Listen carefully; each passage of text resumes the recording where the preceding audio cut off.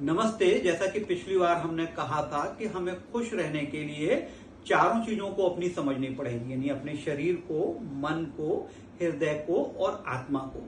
तो ये शरीर है, इस शरीर को हम स्वस्थ रखें। और जो मन है, मन का भोजन जो है वो रोज नई नई चीजें सीखना है।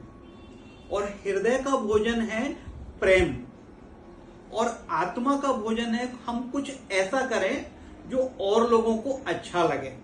तो जो चीज और लोगों को अच्छी लगती है वो हमारी आत्मा को अच्छी लगती है।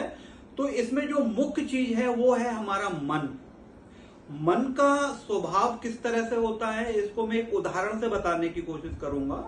जैसे कि खेत है, खेत की हमने जुताई कर दी और जुताई करने के बाद उसे प्लान कर दिया और उसके बाद उसे छोड़ दिया। तो अब होगा क्या, कुछ समय के बाद उसमें से खरपतवार निकल आएगी। खरपतवार का हमने बीज नहीं डाला, लेकिन खरपतवार निकल आई।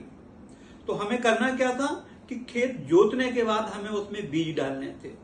तो ठीक इसी तरह से जो हमारे मन में नकारात्मक चीजें हैं वो खरपतवार की तरह से निकलती हैं।